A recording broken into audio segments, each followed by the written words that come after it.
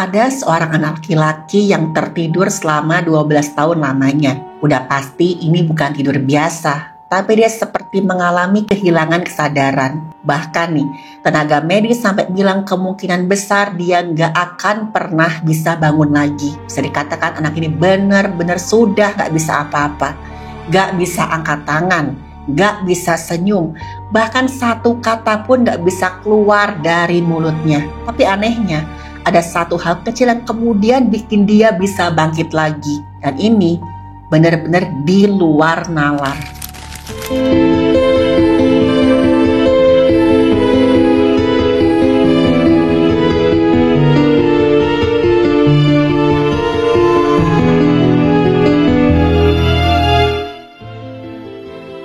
Halo, saya Dr. Stefani. Saya seorang dokter spesialis forensik dan mediko-legal, dan saya belajar dari yang mati.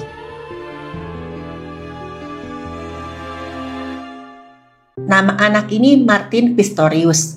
Dia lahir tahun 1975 di Johannesburg, Afrika Selatan. Sejak kecil Martin ini benar-benar anak yang sangat ceria, aktif, gak bisa diem. Dia suka main mobil-mobilan, seneng gambar, deket sama orang tuanya. Tipikal anak yang gemesin banget. Hidupnya tuh normal, kayak anak-anak lain. Sampai satu hari ketika Martin baru berumur 12 tahun, dia ngeluh ke orang tuanya. Kok tenggorokannya sakit ya? Terus dia juga batuk pilek. Orang tuanya mikir, paling cuma flu biasa. Tapi beberapa hari kemudian kondisi Martin langsung drop dan sangat-sangat drastis. Demam tinggi, badannya lemas, sampai dia nggak bisa makan, nggak bisa minum sama sekali. Barulah orang tuanya Martin panik. Mereka bawa anaknya ke fasilitas kesehatan. Dan di sana tenaga medis ngasih kabar yang benar-benar bikin kaget. Martin terkena meningitis. Dan setelah dicek lebih jauh ternyata ada infeksi tuberkulosis juga. Meningitis ini adalah radang selaput otak. Gejalanya memang bisa bikin sakit kepala yang luar biasa parah, muntah, kejang-kejang, sampai kehilangan kesadaran alias koma. TBC otak ini memang relatif jarang terjadi teman-teman, karena biasanya TBC menyerang paru. Tapi kalau bakteri begitu banyak, ketahanan tubuhnya juga sangat lemah, bisa aja nyebar ke otak. Dan risikonya jauh lebih bahaya. Bisa bikin terjadi penumpukan cairan di otak, tekanan di otak naik, jaringan otak rusak, dan akhirnya tubuh bisa lumpuh permanen bahkan sampai kehilangan nyawa. Nah, di kasusnya Martin ini infeksinya sudah merusak batang otak, bagian yang jadi jalur utama sinyal gerakan dari otak ke tubuh. Itu sebabnya Martin tuh bisa sadar penuh tapi nggak bisa gerakin tubuhnya sama sekali. Kondisi inilah yang nanti dikenal sebagai lock-in syndrome. Udah pasti keluarganya Martin berharap dia tuh bisa sembuh dengan perawatan yang sangat ketat. Tapi kenyataannya kondisi Martin malah makin parah. Dalam hitungan bulan, satu persatu kemampuan Martin pun menghilang. Awalnya nggak bisa ngomong, kemudian nggak bisa jalan, sampai akhirnya ngangkat satu jari pun Martin nggak bisa. Dan puncaknya, Martin benar-benar lumpuh total. Sampai tenaga medis bilang ke orang tuanya, "Bapak, ibu saya minta maaf sekali, tapi mohon siap-siap. Anak ini gak akan kembali seperti dulu lagi." Jelas teman-teman, orang tua mana yang gak sedih mendengar kabar kayak gitu.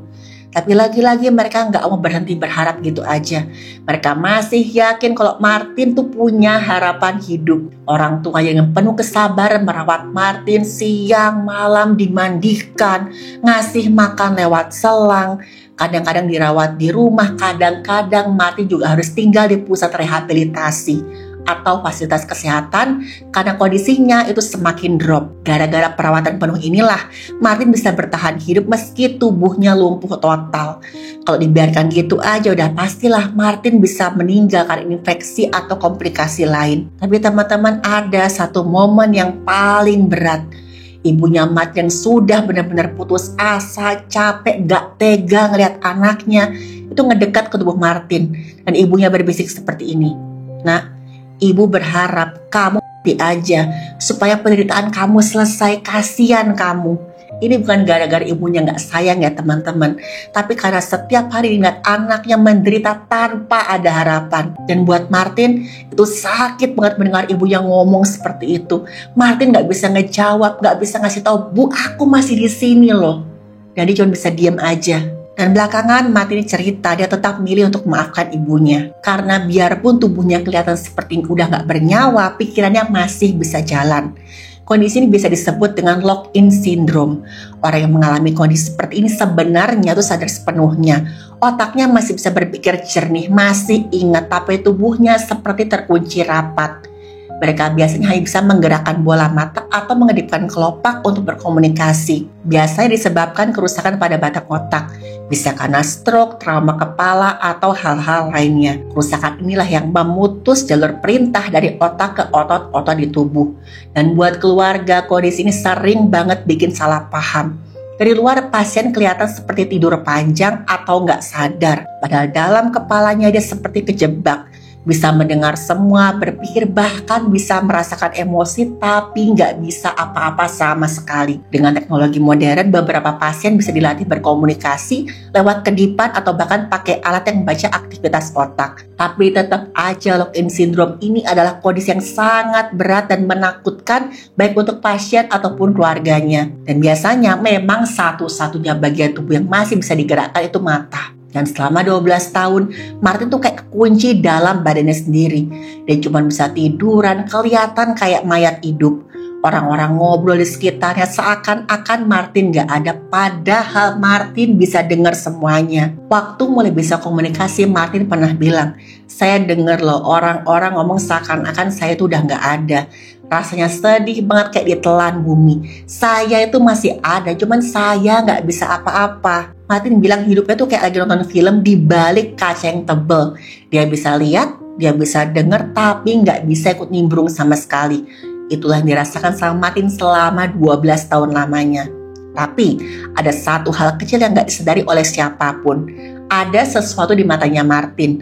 Dan kalau diperhatikan baik-baik, itu bisa mengubah segalanya. Belasan tahun setelah semua orang menganggap Martin sudah hilang, muncullah kejadian yang nggak biasa. Ada seorang terapis tempat perawatan itu memperhatikan tatapan matanya Martin kok agak beda ya. Ada sesuatu yang masih kelihatan hidup di sana.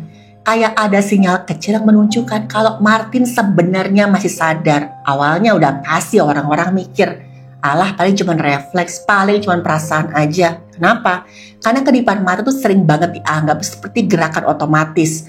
Refleks alami buat melindungi mata dari cahaya atau debu. Dan ingat teman-teman yang kejadian tahun 80 sampai 90-an.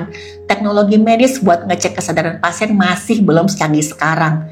MRI belum bisa dipakai buat pasien. EEG atau untuk melihat gelombang otak pun masih sangat-sangat terbatas. Kalau dilihat sekilas, lock-in syndrome, koma atau vegetatif itu punya ciri-ciri yang hampir sama. Tubuhnya lemas, tatapan matanya kosong tanpa respon yang jelas.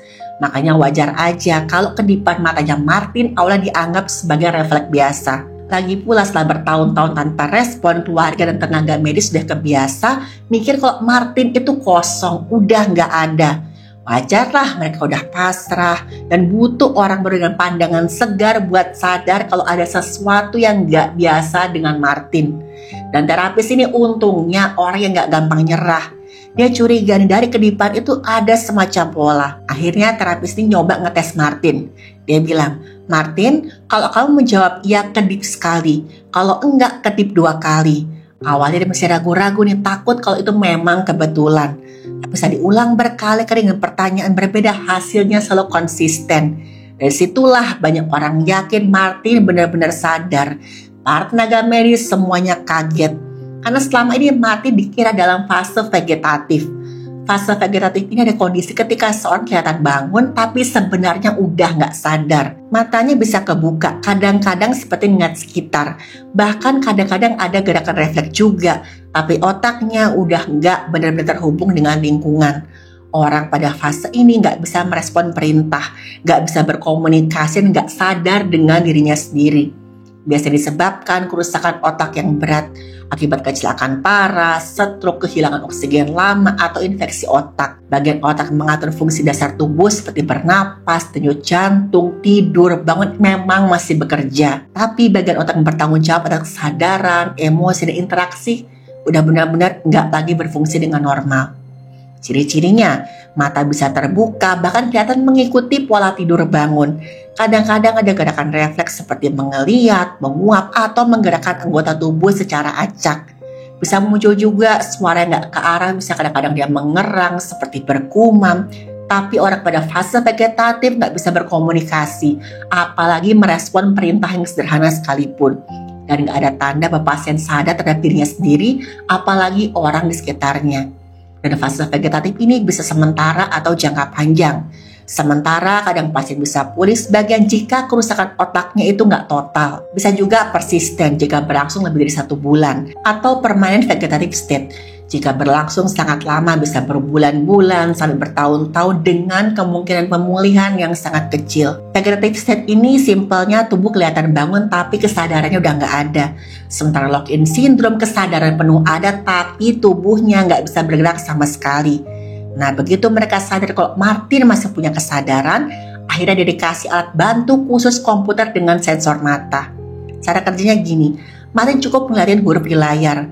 Sensor menangkap ke arah matanya, komputer otomatis masukkan huruf itu. Awalnya, Martin cuma bisa ngetik 1 huruf, itu pun perlu waktu yang lama. Setelah latihan berbulan-bulan, Martin mulai bisa menyusun kata sampai menjadi kalimat yang utuh. Dan untuk pertama kalinya setelah 12 tahun lamanya, Martin bisa komunikasi lagi dengan orang lain. Kalimat pertamanya sederhana tapi bikin semua orang terharu.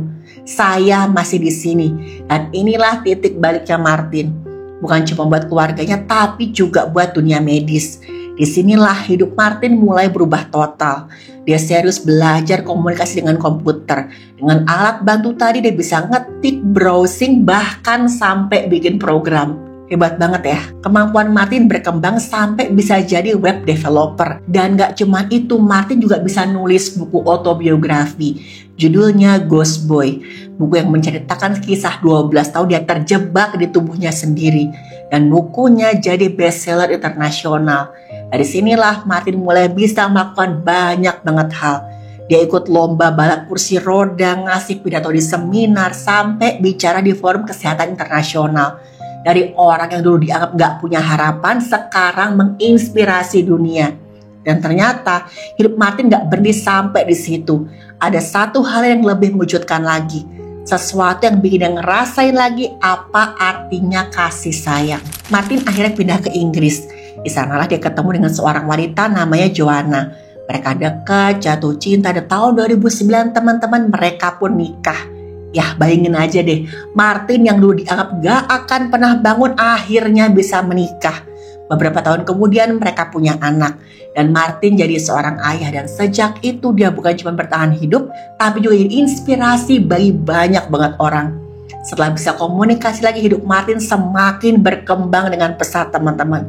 Martin keliling dunia, jadi pembicara di forum-forum, dia ceritakan kisahnya buat ngasih harapan ke pasien lain. Dan salah satu pidatonya Martin pernah bilang seperti ini, tubuh saya mungkin lumpuh tapi pikiran saya bebas.